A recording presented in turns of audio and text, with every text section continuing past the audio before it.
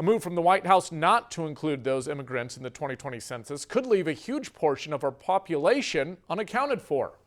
Local officials worry it could cost us millions of dollars. 25 News reporter Joel Lopez joins us with how the undocumented population plays a big role here in the Lone Star State. 1 out of every 5 workers here in Texas is an immigrant, many of which are undocumented. Now some worry that excluding them from this year's census could leave people underrepresented, or worse, deported.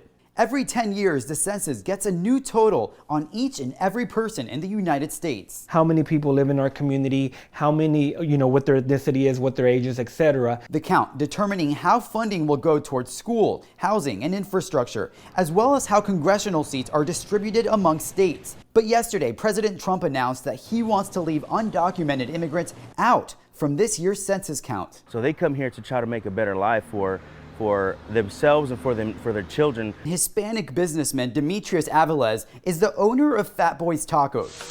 Aviles is Waco born, but feels excluding undocumented people is a huge blow for the whole community. There is so much that we offer, so much that we do here in this country that benefits everything that happens today. According to the National Immigration Forum, 1.6 million people living in Texas are undocumented, contributing to $1.5 billion in state and local taxes back in 2017. But this move from the White House has minorities even more skeptical about participating in the census. So I think the worry will still be, that if they do fill it out, that their information is going to get out to ICE, and ICE will come and separate them from their family. According to census officials, excluding undocumented immigrants from the census count could lose a district millions of dollars in funding. And I think that's very detrimental and hurtful to a community, especially to a family that are just here trying to make a living, trying to make a better lifestyle for their family. Census officials say taking the census is safe, as personal information is kept private for 74 years.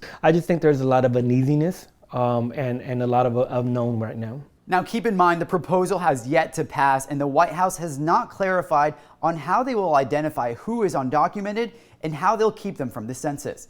Reporting in Waco, Joel Lopez, 25 News.